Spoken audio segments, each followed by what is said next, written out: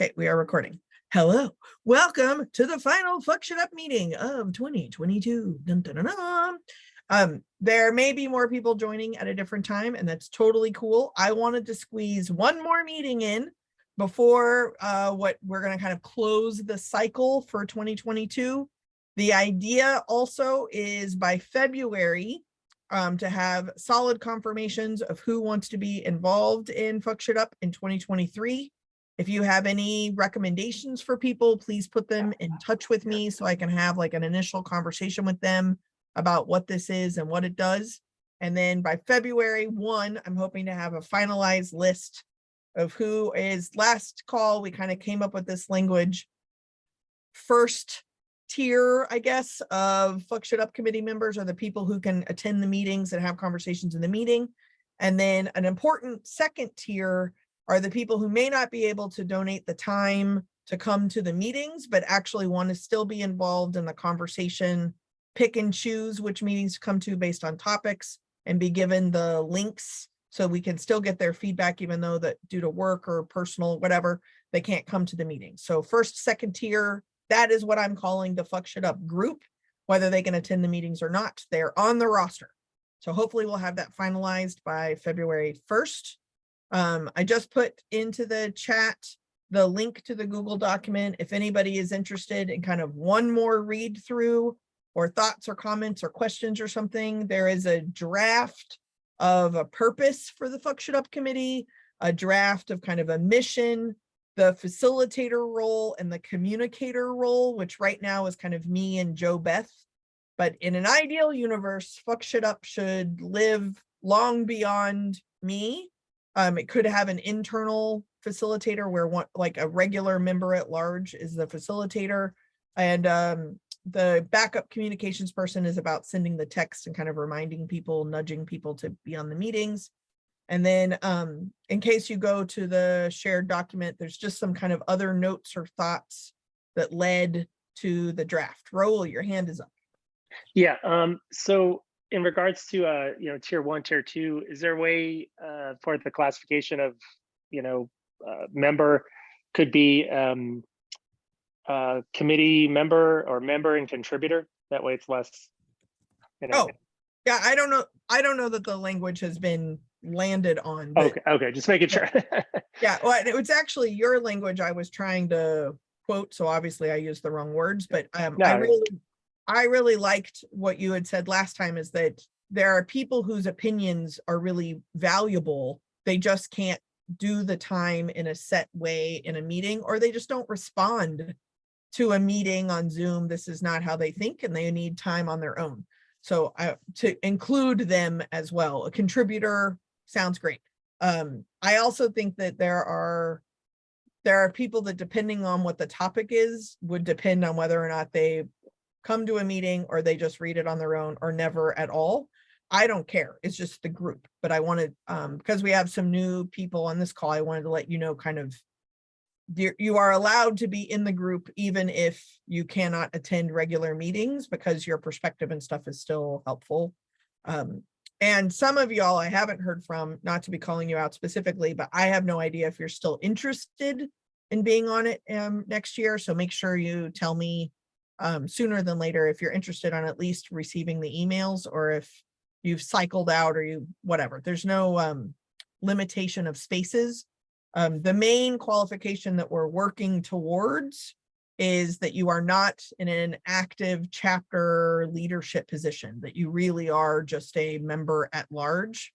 Eventually, this kind of car wash concept is from members at large having conversations as member at large, and facilitating the conversations as member at large, so that there's not other crossover. We're not quite there yet, largely because of people still learning about it and or the time commitment. So there you go. So that's the link. Feel free to look at it, but by the end of today, I'm going to send this over to Aaron tomorrow on Wednesday to say this is kind of where Fuck Shit Up ended up, and then he will either give it to the correct committee, the correct task force, possibly the national board for a conversation. I don't know. I'm not in charge. nor are we. So we'll go from there. So that's kind of the follow-up from the last meeting that we had. For today, the idea is that I actually brought up this topic at 2 different national board retreats, and it's a really challenging question because it's a big question. So I want to throw it out to fuck shit up and see what you come up with.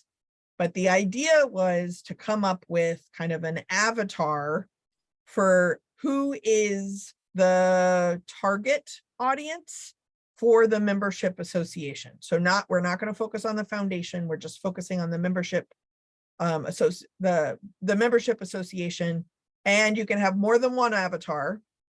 And you can also, when I say targeting, it could be for membership, renewing, or recruiting new members, but it can also be for programming or educational purposes inside of the industry. So this is as big of a question as you get, and it's kind of a stumper. So that's the main thing I wanted to be able to wrap up this year, and have Fuck Shit Up have the opportunity to have a raucous conversation about who the avatar is, starting at kind of a membership place, but getting to really on a meta level, the membership association, who is it really targeting inside of the industry through all of that the guild does. On a micro level, just in case people are interested, there are membership is open now for renewals, and there are kind of 3 entry points of type of members. So I just want to invoke those. And then Raul or Cole, if you have any thoughts or comments to add in about why an avatar, what kind of question about an avatar, or the 3 different avenues of membership, please feel free. But the hospitality professional, which would be bartender, sommelier, barback, server, host, restaurant, bar owner, partners, manager, directors, hospitality students. Those are the hospitality professional members.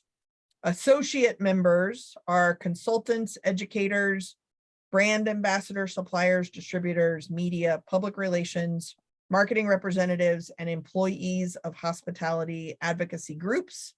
And then the 3rd category is the enthusiast, which is an enophile. Is that how you say that? Sherry swillers. What are these words? Beer evangelist and whiskey nerds, barflies and cocktailians, gin enthusiasts, and rum revelers. That's a lot of creative language. So I'm going to toss it out first. I'll go, Cole, I'll go to you. 1, as Jefe President. Thank you, Madam President, for your service. And 2, you're also the membership committee. So I'll go to you. And then Raul, I'll go to you just to see if y'all have any other kind of confines to this conversation, or blow the roof off and make it even bigger. So Cole, we'll go to you first. Yeah, just I'm happy to fill in a little bit of the background on what our current demographic breakdown looks like, which could inform who our real kind of, there's the perception of who the member is, and there's the reality of who the member is, and there's some overlap there. I think the perception is that our membership runs a little younger, but I think it's a gradual bell curve. But I think the core of our membership, I'd say 40% of our membership probably is in their 30s. So it's sort of not young, not old, just sort of, I was gonna say my age, but I'm about to be out of my 30s. So not so much younger than me, but not so much younger than me, I guess is a better way to describe that. Also, overwhelmingly, our membership is in the hospitality professional area. So your bartenders, bar managers, somms, people, boots on the ground service industry people. That does include owners too, and producers. So that's not exactly all hospitality per se, but the hospitality professional umbrella captures most of our members. Then people on the distributor side, followed by enthusiasts. And we certainly value our enthusiast membership, but they're not, and they're always welcome, but they're not a huge percentage of our total membership at this time, at least. I think the perception also is that right now, I think we deal with a lot of like that our membership are sort of like bartenders or people who have recently become bartenders or have recently been elevated to a position within their workplace where they're looking for some support. I think a lot of times we realize that people seem to experience level out of USBG membership after some time. But we're not really getting those super green bartenders either, who's like first job out of college kind of bartender. So those are the like bartenders in their 20s. We're kind of that next level up when they're trying to move up a rung, but they're not super high up, because there's a point where people sort of feel like they've gotten what they need from the USBG and then move on. So I think as we're looking for who isn't in the room, I think getting those super green bartenders would be nice, and getting that next level. Like how do we keep engaging with people who have established themselves a little more in the industry? I think those are questions that could be valuable for us as an organization. But right now it's sort of that middle tier where it's like, I want to become like move into management or sort of make that next step. Or I recently have, and I'm looking for support as I do that. So that's sort of our, like, if we have the real, like the avatar that people probably perceive as the, probably the 10-year ago avatar of a cocktail bartender. It's like your mustachioed, apron wearing, tattoo sleeved, probably a white guy named Adam or Chris or Josh. Jeff with a G, wearing Jeff with a G, got a lot of those. Mhm. I think realistically, we're more, I would say normier in our presentation, having been to a lot of the regional conferences and national conferences. There's like just regular people who are just like looking to take that next step in their career. So I think that's where our avatar is. We are starting to collect a little bit more demographic information beyond that. So I think as people recognize we skew white, not as immensely. We have a significant representation in the Asian American community, in the Black community, and the Hispanic community, but it does skew white. And it's probably, I would say maybe like, I can't remember off the top of my head, but I would say between 50 and 60% male, 40 to 50% female. We do have an opportunity now for people to claim other gender identities. So we're not doing this as a binary, but most people identify as one or the other. So despite the fact that we're letting people identify in a wider variety of gender presentations, most of are still selecting one or the other. We do have a significant amount of people who identify as LGBTQ. Any other questions about the demographics? I'm gonna have to hop off soon. I'm dealing with some unexpected work stuff, so I'm gonna head up to the bar in a minute, but I wanted to be able to share that before I bounce. Super helpful, because I don't know any of that information. And happy belated birthday, early birthday. What resulted in? Oh yeah, my first bar turned 12 this past weekend. Yeah, so 12 mile limit is 12 years old as of October 22nd. Excellent. Well, congratulations. Back there. That I think that the demographic background is helpful.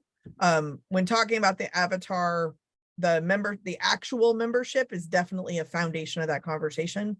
And then I would also encourage us to think about like people who've never heard of the guild before in their entire life, but are in the industry, could be the target for service, education, outreach, and or membership, right? So like you can think super big, or you can think very specific demographics. And I think that's kind of why the conversation can get kind of stifling. So Raul, I'll go to you next to see if you have any thoughts. I also need to say that Alina, you look like a painting. Just want to throw that out there. Okay, great. Raul, what are your thoughts around avatar dreaded conversation?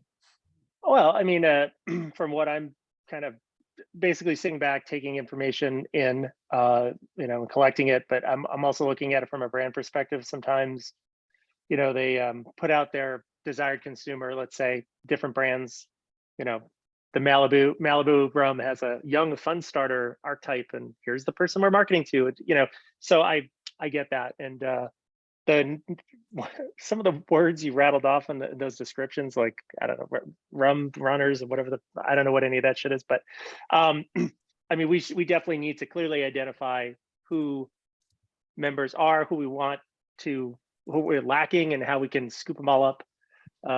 So I think the avatar program does have some validity in as far as focusing marketing efforts and recruitment, for sure. Cool. The words that I rattled off, just so you know, are the words from the website about the three. I know. No, yeah. I'm just saying, in my 30 years, I've never heard anybody referred to as 90% of those, but sure. I'm assuming you mean the enthusiast words that are, yeah. They came Yeah, from- whatever the weird ones. Yeah, that I've Yeah. never. That's all. But I hey, mean, you know, God bless them. You know. and maybe it makes sense, right? Like one of the things that's interesting, like Raul, you may be, if we're talking about avatars, right? You may be a classic example of an insider.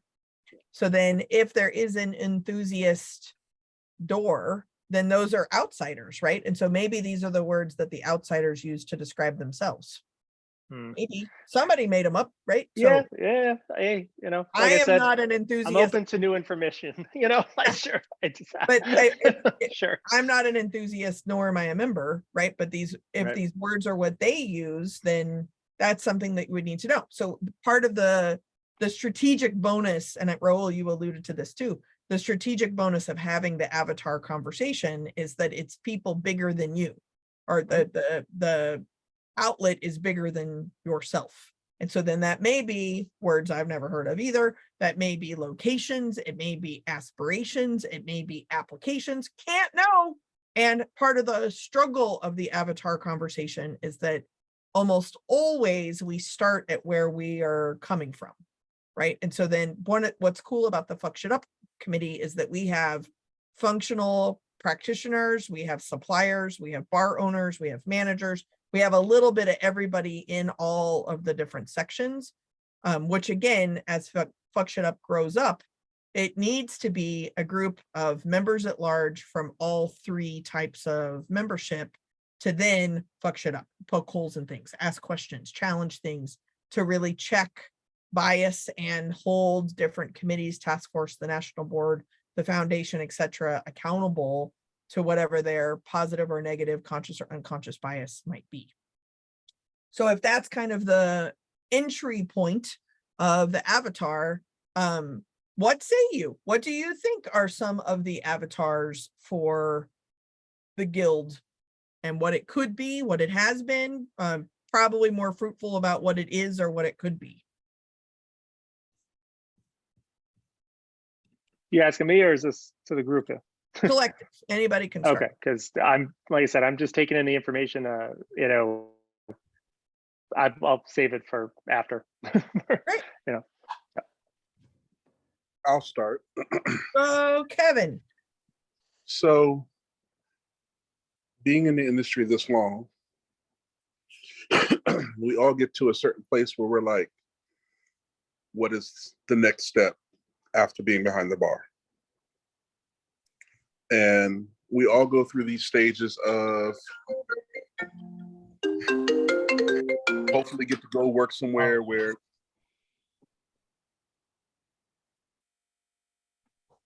you told me hold on. Oh no, I thought you said hold on. Hey, we all go through these stages when we first start that we want to learn everything. We're so anxious and excited and craving to get all the information in that we can. That after about a year or so, liquor tastings for the most part feel like a reason to get a little bit of a taste of something new during the day. So maybe if we had some way of people being able to transition to people that are in circles that they want to be in. So when you first get in, we get you connected with people who get you bar smarts or help you get SOM classes or wit set or whatever, get you all your basic information, have your beginner entry level. Once you have a couple certifications, maybe we get some people who don't mind mentoring people. Do you want to do a competition route? Do you want to start trying to help build programs? Do you want to do management? And then you get the people who are burnt out. And those people who are burnt out, who have done everything and know everything, and now just want to kind of go back to the basics and just enjoy the experience of being back there. They don't want to be a brand ambassador. They don't want to be an owner. They just want to go in, be responsible for themselves. How do we create like those levels of experience for industry? Then you have people who are these enthusiasts And you have different levels now. There are millions of influencers who are telling people what they should be doing. You have local neighborhood celebrities, is what I like to call them, that if they come, they're bringing 20 people with them. I feel the categories you gave can be broken down. People who are industries, who have a product or distribute or whatever, they can all work together to have a more seamless transition when people need help with things. So I know we're looking for an avatar, but I think that we need to have those different variations and not use a current influencer for enthusiasts. We create a generic, ambiguously racial, ambiguously gendered person who is going to let you know what it's like to be an enthusiast. You have your two industry people, one on different ends of the spectrum, one in the beginning, one at the end. And that way people could pick and choose what they want to learn off the buffet of knowledge that comes with the guild. People who think that they can make a better product than what's out there. You have people who are just starting out, you have brewers, you have all these people that are always willing to share their product with us. Are they willing to share the process and the amount of money and investment of sacrifices to get into those places? Let's let people know the real cost steps to get there. Someone added cost, I think, the real cost. Yeah, I said cost in there. It's definitely a lot of cost. People think, oh, I'm gonna have my own flavored vodka. And they don't understand, you got to register for every state that you're doing it in. And you may not be able to sell in the state because of the type of bottle you have, or you can't get approved by their ABC or whatever. These are all things that sharing that awareness with the people who are selling it, they can be more sympathetic when they can't get things. It also can make us more proactive in getting laws to make states do things that make it easier for us to do our job. I would add in at least what I learned from kind of emceeing the regional conferences during COVID is there's also like an emotional, a physical, a psychological, spiritual cost of what the industry requires of people, regardless of what their entry point is that there's a human cost as well.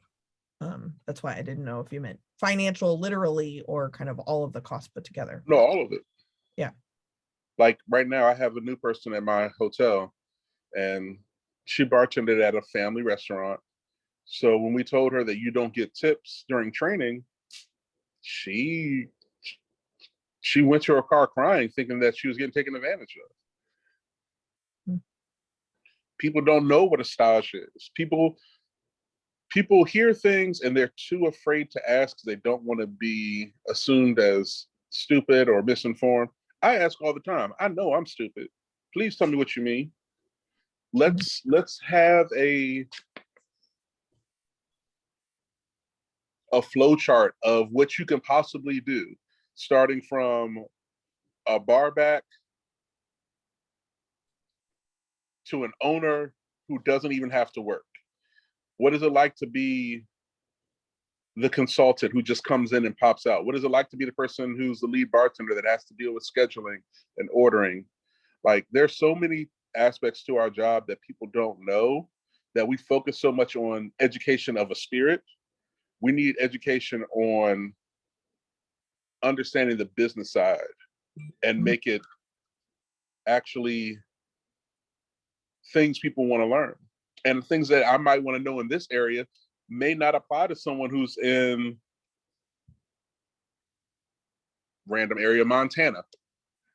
They don't have the same struggles. They don't have the same obstacles. And those obstacles they have might be things that I want to know too. I want to be an owner who doesn't have to work.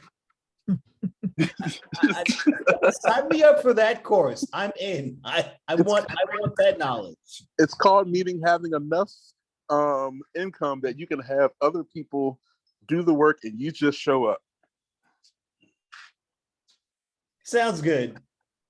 I've Yeah, seen it. I didn't I believe would it. assume at some point that's like an investor, because an owner that even then you still have to manage all those people. Well, even better. Yes, investor. That's a better word. Thank you. No worries. I'm not there yet either. So, all right, that is an excellent starting place of kind of who and what. Once we know the who, kind of the what we could do.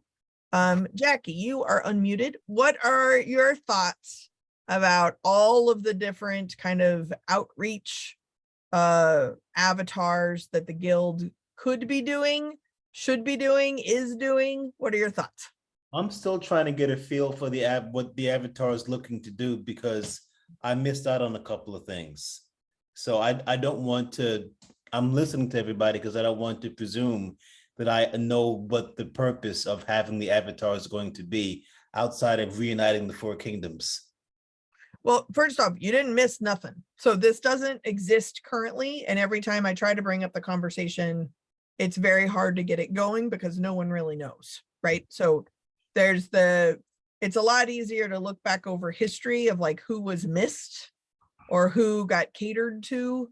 So then looking forward, what or who could the guild be targeting? Membership, sponsorship, education, doesn't matter. But the kind of to Raul's point, when we start talking about marketing or advertisement, is that if you take Malibu Rum, they have picked a particular lane that they are targeting to sell their stuff. Well, a membership organization is not necessarily selling its stuff. It's in We want to theory. get more members. I'm sorry? We want to get more members. That's the goal. Well, that's the selling piece, but the membership association itself's mission is to elevate the industry. So then to elevate the industry, so to Kevin's point about the influencer, there are different kind of ornaments. Stakeholders, yeah. Stakeholders, right? That are to quote unquote elevate the industry. You need to be thinking about these. Of all those people, we're in one minivan going towards what elevating the industry looks like. Who all's in that car? The easy access point is who's most likely to be separated from their money to increase membership. But that's actually not the conversation I'm trying to have. It is part of the conversation, but to elevate the entire industry, it's significantly larger than just people who are the easiest to separate from the money. So going back to Cole's point, there's another association that I always compare y'all to, and the newer folks usually are the easiest ones to separate from their money. So membership drives target them, but then there's this whole middle piece that will pay their dues, but they have expectations of what to get out of those dues. And then there's like the super seasoned people who are usually volunteered or voluntold to contribute for free all of this information, but they're not necessarily getting anything out of it. So in the larger question about the avatar, and again, no one likes to have this conversation, but if elevating the industry was going to occur, what are the elements of more than likely the humans that the stereotypical kind of stakeholders that if they were all traveling together on the same page in this kind of hypothetical way, the industry in itself would find itself elevated? That's the question. Well, there's not a wrong answer. I'm guessing we have multiple avatars. Yes. I would think you would, but no one has identified many or any of them other than Jeff in the vest, which is kind of in retrospect of who programming our membership has targeted. I'm not sure Jeff in the vest is the avatar. I think he might be not the avatar, but there's a word for it and I can't think of the word. I think if we're really looking to expand membership, there's a whole, the one thing I know is there's a whole bunch of baby bartenders out there right now that are really just getting started and could use the direction and the guidance. There's also an entirely untapped segment of bartenders, and we've talked about this a little bit, of the folks who aren't necessarily the cocktail folks, but are definitely behind the bar, slinging the drinks, just not in the high-end places, not in the actual like cocktail restaurants. And I think there's a lot of validity to that too. What seems to make sense is that there's at least 4 avatars that represent different stages of where we can go. We should pick a barback as an avatar. Absolutely. Ideally, someone who doesn't have English as a first language. We should pick someone who has behind the bar experience, but not actually at a cocktail bar, just to really move beyond this idea of, we're the mustachioed, tattooed bartender. We should pick a media person, because media people come with the ability to influence the conversation. And most of the media people like that I met initially through the USBG. And I think the 4th person should be either be a supplier or distributor, because that is where these things graduate to. Most of the bartenders or the barbacks or the people who have moved beyond the stick end up being either on the supply side or the distribution side. So we can show all 4 aspects of this. And that way we can have guidance and tutelage no matter where you are on this particular journey, whether you're at the barback stage or whether you are actually already at the final, almost at the final form for this, which would be where the ambassadors and the suppliers are. I think we need to present it in stages. No matter where you are in the game, the USB's got something for you.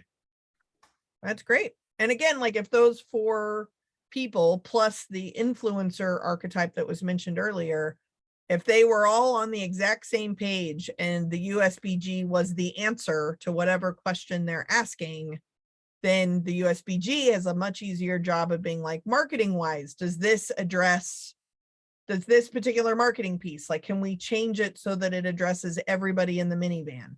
This educational program, this conference, like, does it address everybody in the minivan? But you can't do that if you don't know who all needs to be in the minivan. So that's great. We got 5 people in the minivan. Luckily, it is a hypothetical minivan, so there are more seats. And infinite seats. Infinite seats. Well, Jackie, those were great. Those are great. Always. You got us further in this conversation than we have been able to get in 2 years. So good job. I thought your the barback is a really good example of somebody we need to be thinking about. Somebody who's like entry level but doesn't speak English as a first language, and they're up against a lot of challenges there. And I really liked your non-craft cocktail bartender who knows some level of volume, and is probably working in that avatar is likely working in a national chain, and they have Right. good bartender. They have great technical training in those places, but they don't have a whole lot of historical training. So they know how a bar functions, they know how it operates, but they don't necessarily have the opportunity to translate that to creative pursuits. And they think the USBG is snooty. Right. Well, it's all these creatives, these like Don Draper types that are running their own programs, right? Kind of. And those people also may be working to like support some other interests, right? Like bartending is their job, not their passion. And more than half of bartenders are parents, and so they're working in hospitality because it's a flexible schedule. And they can take time off if their kid gets sick. It's easy, So these are the avatars we got to think about too. I love you centered on a bunch of really great ones. Thanks for letting me sneak in the back door, Jess, for a few minutes. No worries. Thank you for coming. So Alina, I'm curious, what are your thoughts about said minivan situations? I think, I don't know, for me, it's maybe easier, and where my head goes with this is to think about like not an avatar, like an ideal community that we want to have rather than a specific person within that community. Mhm. And I see where like the avatars are helpful within that, but my mind goes more to like, what would my perfect neighborhood bar be like? And like, what is that place doing to be welcoming and inclusive to an entire community instead of just parts of that community? Like what program can we put in place that I would do if I was running a neighborhood bar? How do we engage our guests in the same way? How do we make sure that we're hiring and treating our employees equitably? Yeah. You know, That what one would, Oh. I'm sorry. Go ahead, Alina. I was going to no, interrupt. okay. I was just going to say that for the 3 years or so that Fuck Shit Up's been around, when, you know, it's very easy, especially me as like super outsider person, like the job of the guild is to elevate the industry, right? That is a sexy ass sentence, but what does it mean? And I think, Alina, you have consistently been a voice of like a better industry, right? So where like we don't have to figure out how to outsource sexual harassment training that somebody has to go to, but that there is actually a less toxic workplace culture across the industry, because that becomes the expectation, and anything below that expectation isn't tolerated in the industry anymore. So let's pretend that that's an outcome that this minivan is driving towards. Is there anybody else that we would need in the minivan in order to get there, right? So when I totally agree that it doesn't need to be, a lot of times in marketing or advertising, the avatars actually go all the way down to like a demographic. So like Jackie had mentioned, somebody who doesn't speak English as a first language, but you can get super specific about who this avatar is. When I first started my own speaking business, I was speaking primarily in the college market. So I had to think about my website or marketing or fonts or colors or program descriptions. The avatar I came up with was Heidi. She was a college sophomore, just broke up with her first boyfriend, and is in charge of diversity programming for her sorority. So every decision I made about my business was, would this attract Heidi or would this turn off Heidi? That is a very simplistic bonus of having the avatars. But because I didn't ask for like an individual self-entrepreneur kind of place, what I'm asking for is an entire association, then that is that's where you get to the minivan, right? Is that there's multiple places here. So even if you start talking about sponsors, this is part of the conversation where at least some of the board members start throwing things at me, is that there are people who are willing to throw money at the guild, but are there the writer kind of people who will invest money in the guild instead of throw money at it with like a dog ear expectation of what happens with that money? When I've talked to some of the people connected to guild sponsors, there's a lot of pressure on them to put hopefully I'm using these words rightly, but to put their brand in front of the people who could decide to buy that brand. And so then if the right people don't show up to the chapter meeting or to the regional conference or something, then that brand isn't in front of the right people to buy that brand. But what I actually see as a super outsider is a brand buying tote bags and hats to people who either do or don't like that particular brand. So the sponsors kind of floating in the middle. And is there a way to have better relationships with sponsors even that are investing in elevating the industry and not just, this is marketing dollars for get people to buy my shit? Because the USBG is actually one of their avatars, and that's how they're choosing to spend their marketing dollars. Does that make sense? So how would you get them in the minivan, or the right thems in the minivan, headed towards, to Alina's point, this elevated industry that serves everybody better than it currently is doing, like aspirationally? Kevin, your hand is up. So instead of buying tote bags or hats or another thing that someone's going to steal from me at the bar, why don't they pay for things that corporate places get as benefits. So how about if you are struggling because you're having mental issues, like you're depressed or anxious or whatever, what if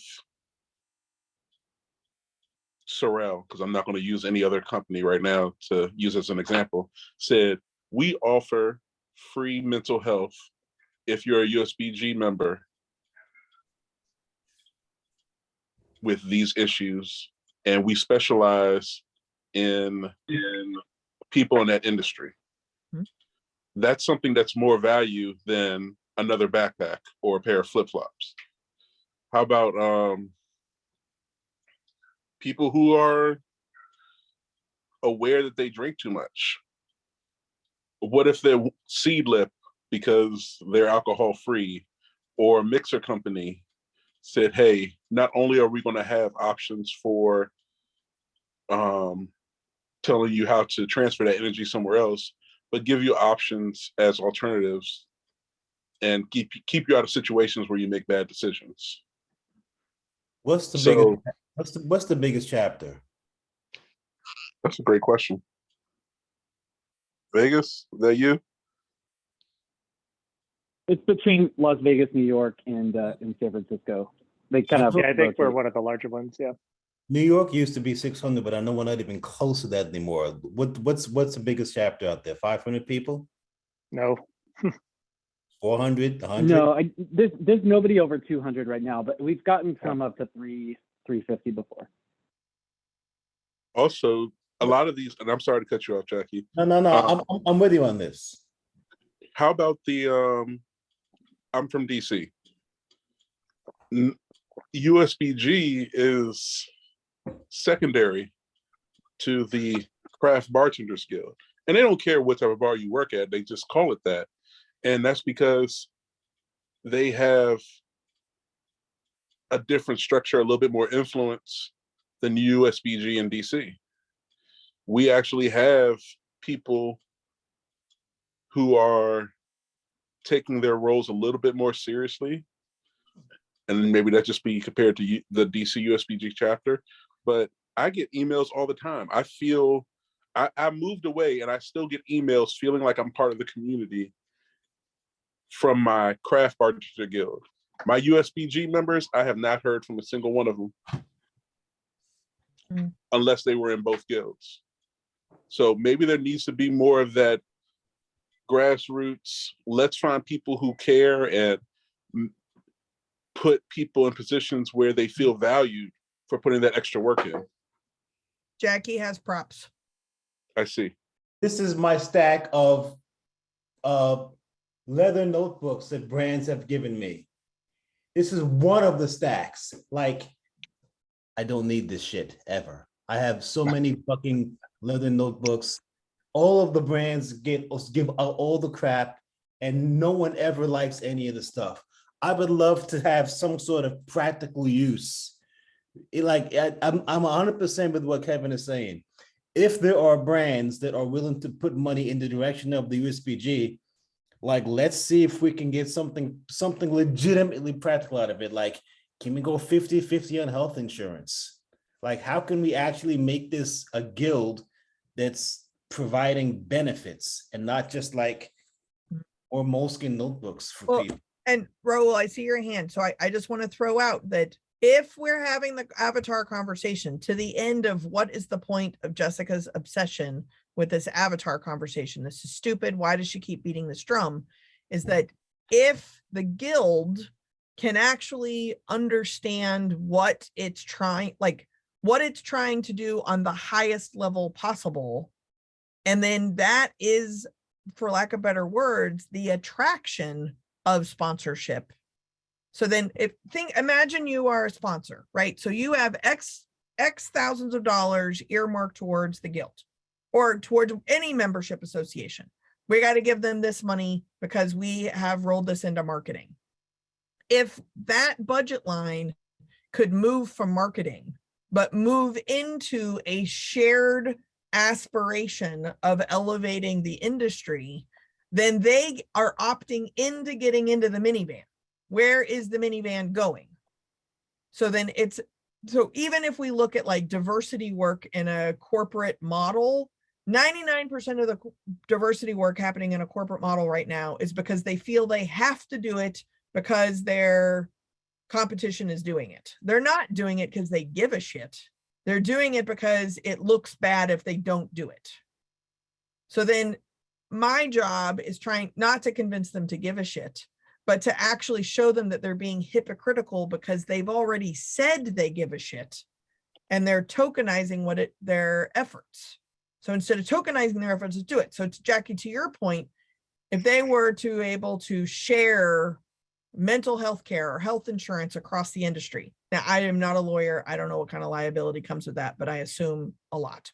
But let's just say they decide to do this. The why of doing that is they're going to have some kind of return on this investment, which then puts that budget line not in marketing, but in investment of the industry. If the guild can lead the way, then it's driving the minivan and inviting other people into the minivan. But there's a lot of work being done by the guild. And I think actually in a way that is a leader of other associations I work with that's driving towards this greater mission, but it hasn't been able to figure out who all needs to be along the ride. Who else do we need to invite in here to do this so that we can actually start getting these kind of target avatars on the same page so that they're all in the same place going towards the same direction. That's how you'd end up with healthcare or mental health care instead of a tote bag with a pocket for 2 bottles, which was lovely, but still. All right, Raul. So in regards to what Kevin was saying, and kind of circling it back to the avatar, identifying the avatars, would community organizer, I don't, like I said, I don't know if I'm getting that verbiage maybe correctly, but somebody who is in our community, who's in our local hospitality industry, that's someone we all look up to, like, is that an avatar that we should be looking at? Is that the right word for it? Yeah, I mean, if we use something to that degree, a part of me says, well, I wrote it in the notes, but just, for when I take it in. But I mean, let's just run with it. Let's call it that now. So currently, I think it's definitely something that should be part of a conversation. There is also the taxation limitations, right? Is that a lot of community organizing is kind of a Venn diagram into political organizing, and depending on the tax structure, you may or may not be able to do something that's political organizing. I would imagine that there's also limitations around lobbying and union expectations, etc. So community organizer often gets, yes, it needs to be part of the conversation. And here are the reasons it's totally not. Because every system is exquisitely designed to produce the results it gets. That's union work, that's political work, that's some other kind of work, right? But how does this impact our greater lived experience should totally be part of that conversation. But so if we added maybe hospitality community organizer or something to maybe bring it into focus a little bit, but I wrote it down for later discussion when we get to that point. In regards to like there's no agenda, we can talk about it. It is a brilliant part that is necessary of the conversation. And no matter how that particular seat in the minivan gets sliced up, specifically based on states and local jurisdictions, it will get kiboshed either as political organizing or as union organizing. So you have to figure out what is that seat in the minivan needs to be represented. Political organizing and union organizing is really important. And they may not be able to actually get a ride in the minivan, but they should still be part of the conversation. So yeah, I'll yield this to Kevin to kind of explain, but from my understanding, what my ears heard as community organizer in reference to the hospitality industry is not going that far deep. It's more, this is the person in our community, they're running the charity effort for this bartender who, got hit by a car, or they're the person that, something, messed up, went down at this bar that we all go to. They're the one that's going to put that fire out. Like that's kind of how I read it. Maybe I'm wrong, but I'll turn it back over to Kevin just further identify that, because I think the word organizer may be, Yeah. two different Kevin, definitions, but. sure. Kevin, do you have a response? And then Alina, your hands up. I'd rather let Alina go first. Go, Alina. I definitely agree that like community organizer is something that we should focus on more. I think it's maybe the most underused part of us as a guild is that we can do a lot of things politically within the structure that we have. And I don't necessarily see that happening as often as it potentially could if we explored what our political power was as a guild, because there's certain things we might not be able to do. We might not be able to like endorse a candidate, but we could certainly, push for legal changes within our own communities. And again, back to like the more grassroots part of that as a community organizer, it doesn't have to be political. It could be what Rola was talking about of just supporting each other in the ways that we can, but having that always be a focus of our chapter and a focus of our organization is always part of it. If someone needs help, we're going to find the resources to help them. Totally. And there's a lot we can do as a C6. Like that's the reason that these organizations exist. A 501c6 is that we can politically engage in a certain way with that nonprofit status. So just to be clear, in case the 501c6 is the tax bracket that the guild or the guild chapters is currently in. So that's why like it's legally allowed. And this is all very, very important. And please don't hear me shutting anything down like Raul. I know that we have had a number of conversations where your ideas feel like they're getting shut down. I'm not shutting you down. It's a fucking brilliant idea. And what ends up happening is people don't necessarily understand the limitations of this exquisitely designed system. So then they go here, and get into places where they're not supposed to be.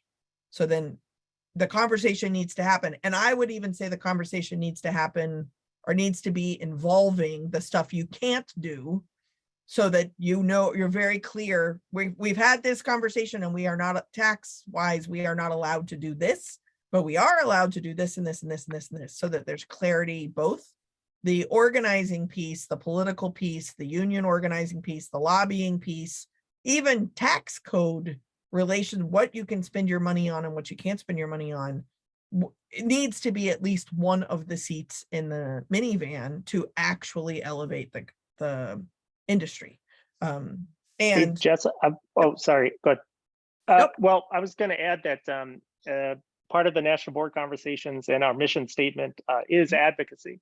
So there is conversations to explore, more in that field. So, Alina, what you were talking about, that could be something that we're going to. So it is part of our mission statement, our strategic plan to like get into that, because it's relevant to what bartenders are facing today and relevant to the community.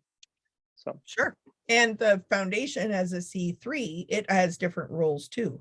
So then ultimately, if they work in partnership, there may be things that both can do, and there may be things that one can do and the other can't do.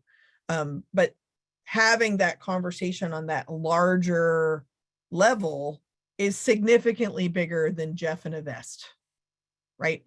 And that's what I mean by this kind of collection of avatars, is that collectively the guild can, the national board, which is, leading the future of the guild, it can have this kind of common direction of where the entire guild is going, and it sets that pace.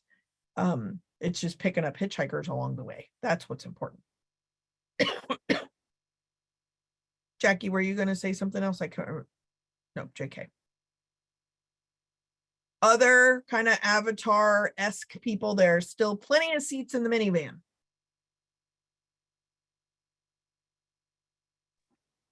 So I thought I was messaging everybody in the chat, and I've just been sneaking into Raul's DMs. Sorry.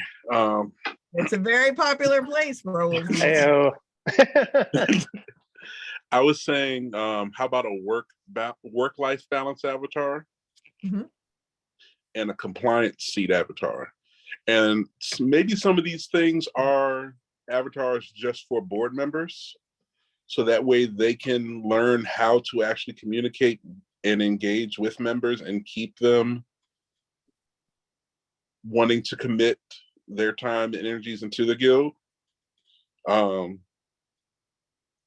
was thinking about, first of all, how did I first find out about the guild? I was a bartender who was trying to figure out, how do I find people who can teach me things that I don't know? And I went on Google and found the guild. And then I paid membership to go to tastings and then get a bill when I didn't pay my membership or renewal. It doesn't feel like a service. It feels like a social group when you do it that way. There should be some sort of, and anyone can help me because I haven't been to as many meetings. Do we have someone who's like checking on members when we don't see them? Like when we do attendance, hey, we haven't seen Kevin in 2 or 3 months. Everything okay? Is he alive? Has anyone heard from him? Who do we have that can make us feel like we're part of this community and not someone who just shows up to events for leather bound books? Yeah. I would assume, and I'm kind of guessing here, but I would assume most membership associations, those kind of like wellness checks or just check-ins, or even during membership renewal drives, is usually outsourced to the chapters. And then the people who are not associated with the chapter, then that is possibly staff time or volunteers time, volunteers from the national board, or in this case, maybe the NCC. They may take on members that are not directly related to a chapter. But usually it's assumed that the chapter leaders have the kind of relationships that they notice. I haven't seen Kevin in a while. But in the way that I experience the guild's culture is that unless someone is explicitly told your job is to call these 3 people who weren't at the last 3 meetings, no one's doing it because they're waiting to be told to do it. And the National Guild and the executive director have to figure out, national board and the executive director have to figure out, is that the best use of staff time when the staff don't necessarily have the relationship with the individuals on the local level? I wrote this down in notes as part of that community organizer archetype that we were kind of going through. See, that would be the person in our community that'd be like, man, I haven't seen Raul at the last few roundtables, man. What's going on? Let me go check in. But I also wrote a note to maybe reference that to MEMCOM to see if they have anything cooking in the oven that's in reference to engaging non-active members, because they may indeed be working on something. But tying it back into Avatar, I did kind of throw that under the community organizer umbrella, somebody who we can lean on that's like, hey, man, I haven't seen Raul in like, you know, the last 4 events. Like, what's going on with him? Yeah. Or, you know, some kind of official follow-upper. Yeah, I literally wrote follow-upper. Yeah, and that might be a task. And there's probably the avatar of member who is most likely to be that person if the chapter happens to have that person. Like if there is kind of a follow-up or caretaker mama bear kind of person in the chapter, then that might just default to them, but it's not a formal ask. So then if that person doesn't want to do it or moves out of the area, then it goes undone. Aaron, you had said you weren't going to talk because you were just chatting, but you unmuted. Did you have something to say about it? I'm unmuted on the system, so I can unmute from my phone. I'm just away from my desk. Oh, okay, great. Well, never mind. Raul, do y'all have, does your secretary send out notes after every meeting? So like a recap? If we have a roundtable, we'll have the notes, and we usually put them in the community page. Lisa, our chapter secretary, well, she's pulling double duty. She was the treasurer and chapter secretary. So we'll write them down, but only in the instance of a roundtable. So let's say if we have a tasting with, you know, I don't know, Malibu rum, since it's Malibu today, you know, we're not going to write the notes about our Malibu pool party. You know what I'm saying? Just only if it's relevant chapter business, something was discussed. So your roundtables are different than your regular meetings, Yeah, or so- are they regular? Yeah. So what we do is we have our just regular events. If let's say somebody wants to, Jackie wants to communicate that he's got an event coming out in Las Vegas. Here's the blast fee. Boom, great. We'll see you there. Then we have a second one where we'll manage our RSVP for you, and then the third option is the roundtable, where it's our chapter meeting. We host. They host us for our hour of chapter business, and then they get 2 hours of programming, and that's usually how we've been doing it. And those roundtables, do you send out like, this is what we did, this is what we talked about, these are Yeah, things coming We up? do a in case- recap. Yeah. Okay. The recap usually will post it to our Facebook community page, and then we usually post it on the regular.org one. Because I feel like when people actually see the notes showing up in their emails, someone is, and it goes to all of us, you can respond as like, hey, Raul, how do I get in touch with Johnny about the clothing drive we're doing in December? So that's why, I mean, I know this all falls under that community organizer avatar, but I feel like that is definitely a big one after the bar back. And I don't know which one, and I would love to hear from the other people. Outside of bartending, being a brand ambassador, distributor, what are other options for people that y'all think baby bartenders should know, that this is something you could take these steps to get there later on? Well, when you had asked, how did I first hear about the USBG? By the minute I heard that, I was like, oh, I wanted to enter competition.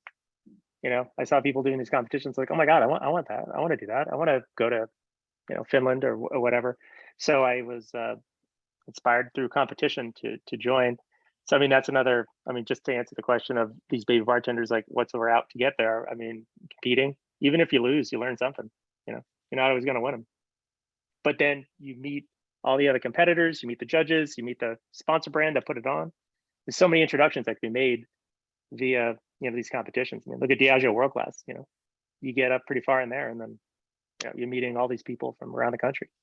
You start building your network. Can we go back to the idea that somebody reads an email? Yeah, I was gonna say. I know it sounds crazy, but I actually read those emails because I hear stuff that happens through those. And for example, they have a Netflix drink competition that's premiering. 2 of the competitors are from DC, so they're actually letting people know, hey, we're going to do an event so we can do like a watch party together as a group. So when you see those type of things, they actually use clickbait in their subjects to get people to read it. Yeah, I know on .org they have a big splash thing on for the Netflix show. When it's in a well-crafted email, and not you get an email that's a digest, that it ends up being a link to something on a website.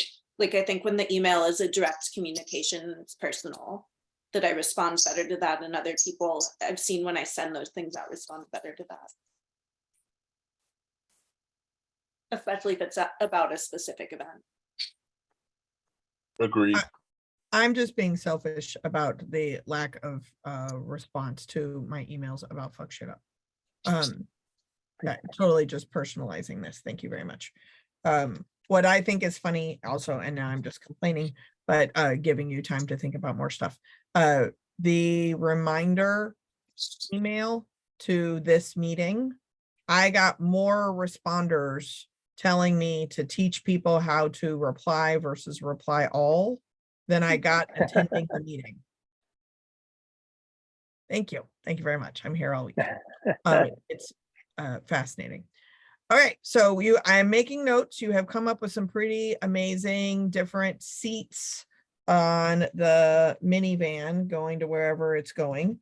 Are there any others that we haven't kind of named? So we have the influencer archetype, the baby bartender versus other types, other stages in the career. Community organizer. Raul, you're taking notes. What have I forgotten to write down? Let me pull them up. This is the ones I wrote down. So let's see. Well, just all of them, but baby bartender archetype, barback, both English and non-English speaking, supplier distro, media, and then community organizer archetype, work-life balance archetype, compliance avatar, and then I wrote in the notes maybe somebody who has expertise in discus and TTB and things like that. And competitor archetype was one of my own that I wrote down. The person that just wants to get in there, compete, win competitions, and travel. There you go. Okay, I tried really hard to get all those, but you went too fast. So I can text them to you. Okay.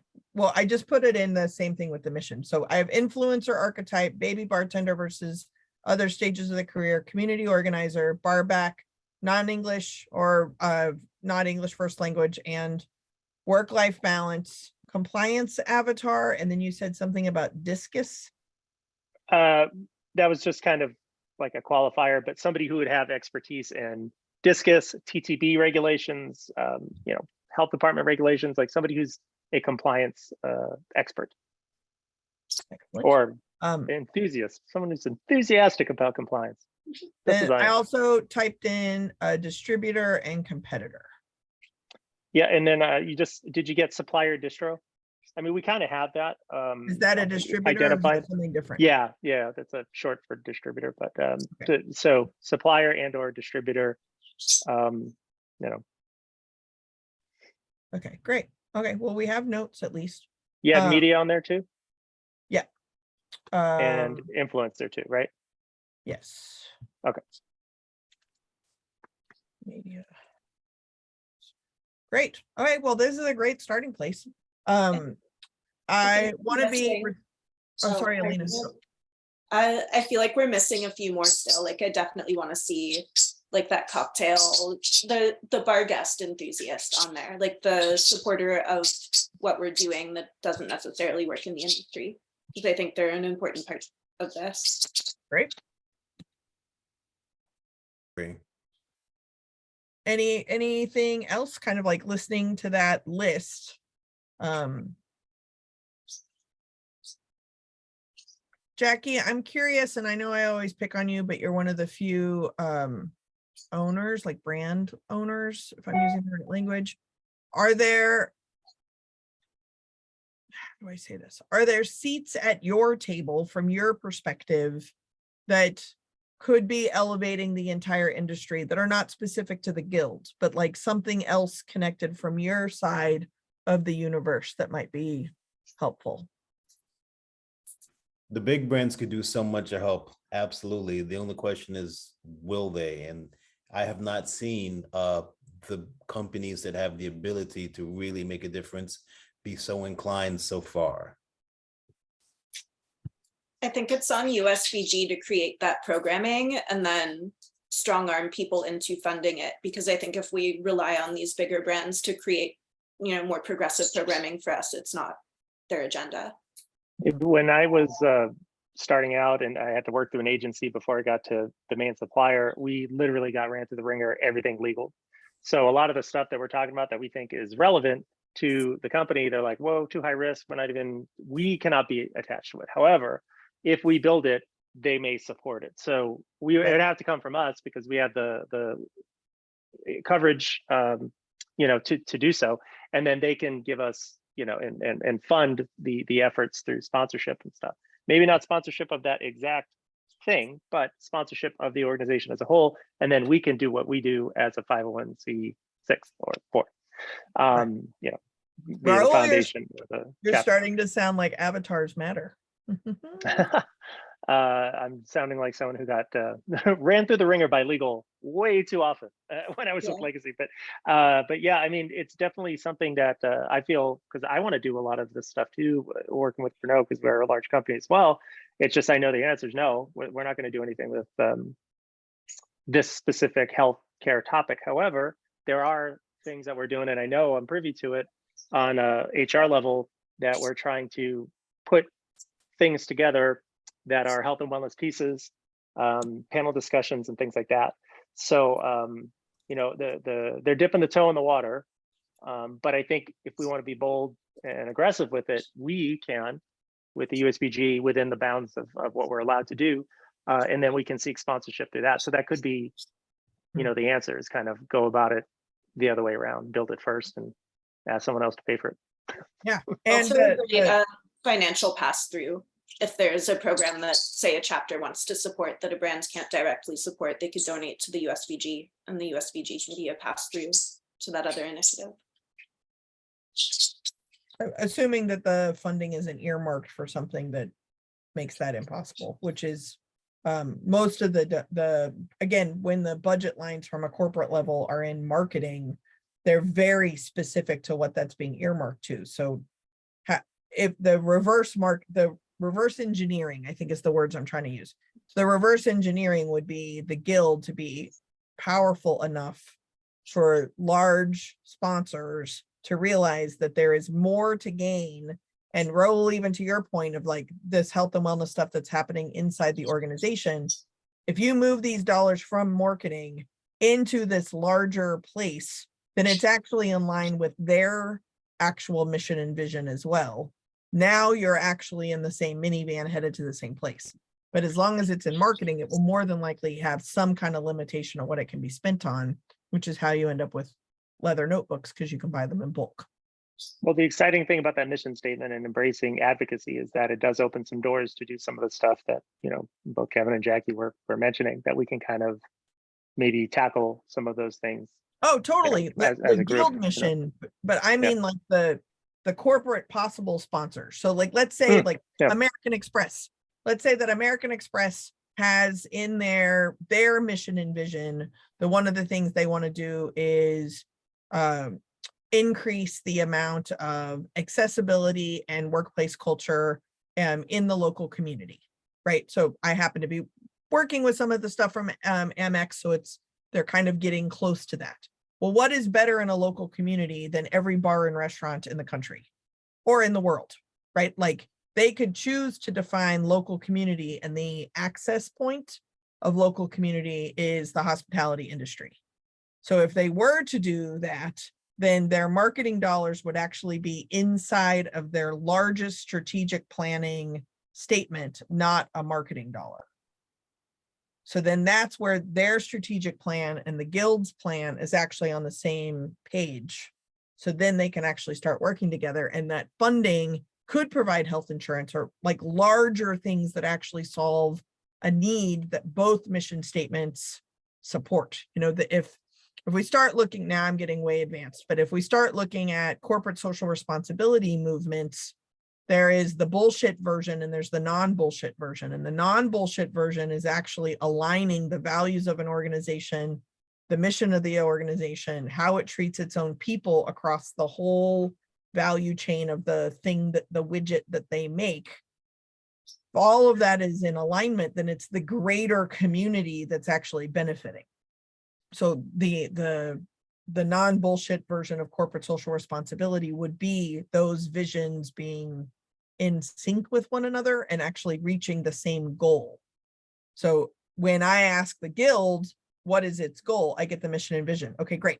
But who else needs to be on board with similar mission and visions that can piece together something larger than the guild can do by itself? So as you start thinking about like reverse engineering or who you would need to do this to influence these people, now we're having a conversation that's much bigger than who to separate membership renewal dollars from. Because those larger organizations, and I don't mean like an alcohol brand, right? But those larger corporations are currently feeling a lot of social pressure to do better, be better. And so then what does that mean? And is there a way the guild can say us over here? But we can't answer those questions if we don't know who all's in the minivan to begin with. So that is the method of my questions. Other thoughts or comments? Who's driving the van? In theory, the guild. Unless the guild becomes a passenger in somebody else's minivan, which is possible.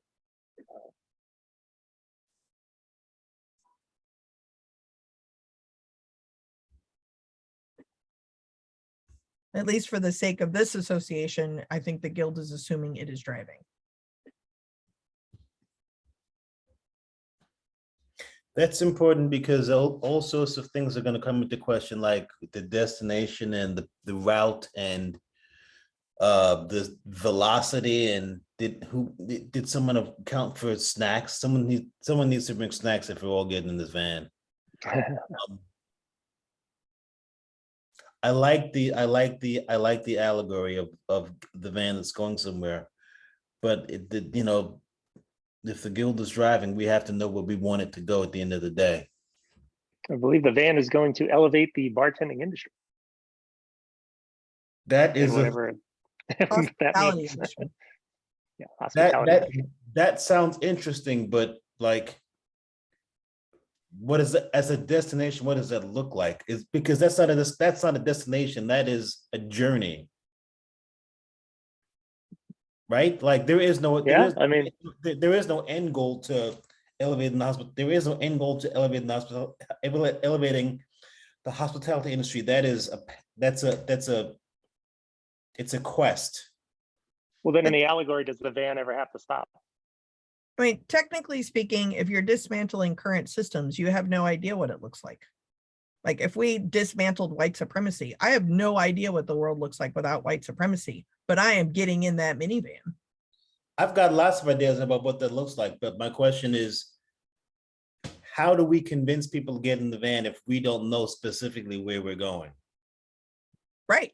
I agree. And it's basically standing outside the van going, we have free candy. But if we can have a conversation about who needs to be, we're taking this allegory way too far. If the guild can have a conversation about all the different pieces that need to be together so that where are we going can actually be made better than the original guild idea, then that's the use of all the different avatars that are getting to someplace. Right now, the idea is elevating the industry. Well, that sounds amazing. What does that mean? What does it look like? So then all the different meanings and all the different looks alikes are different aspects of who has to come along on the journey to get there. The route, velocity, destination, all that kind of stuff will probably change as you're going along. But right now, you just have somebody saying, elevate the industry.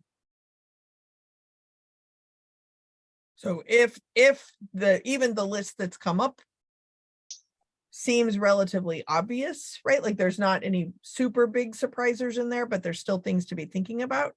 So then the next level of the question, which I would pose to like the national board, is take a corporate sponsor that you do not currently have a relationship with, that is not the low-hanging fruit, easy Diageo or whatever words y'all have all taught me. It's not the usual suspect. It's something else.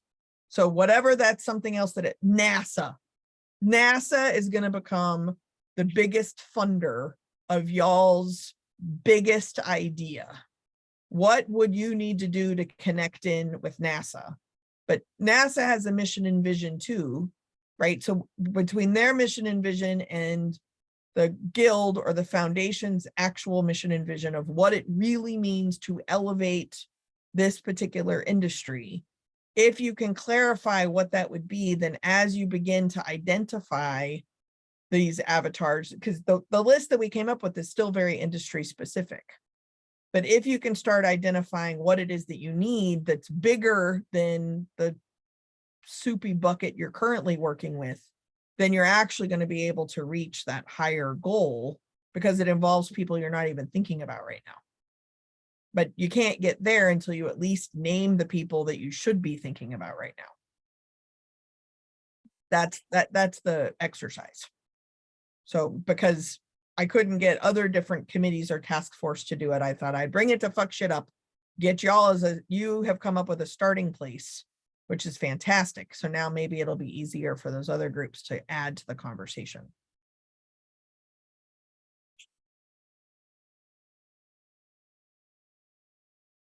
Other thoughts, comments? This has been really helpful, at least for me.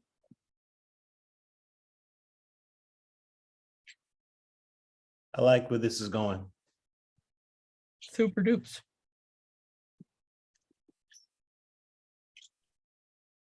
Okay. Well, notes have been written. The remaining pieces of homework is to make sure you tell me if you want to be included in 2023 or if you are moving on to bigger and brighter things. If you have any suggestions for humans to be on Fuck Shit Up in 2023, please put them in touch with me so I can have like an initial conversation with them. And then this is it for 2022. I'll send out a doodle for sometime in February to get started in March. Hopefully that doodle will pick a date and a time that works for most people. And then future doodles will always be that date and time. Maybe that's how it'll work. Any other parting thoughts or comments as 2022 comes to a close? Did we sufficiently fuck shit up this year? Oh, shit got super fucked. There is some really amazing stuff that we went through this year. Good. That's what matters. Yes. And the idea of this kind of charter institutionalizes Fuck Shit Up, whether I'm involved or not. Excellent. Fuck yeah. That's what I have Fuck to say. yeah, indeed. I would also add that because I facilitated a conversation at each regional conference about volunteerism and recognition, recruitment, that kind of stuff. But because I was able to do all of those conversations, that filtered through the Fuck Shit Up conversations as well. And then that's how the last several meetings, the agenda items have been pretty intense, but they've come out of those conversations too. So cool. Okay. Well, you get 3 minutes of your life back. All right. Bye, guys. See you in March. Bye. Yes.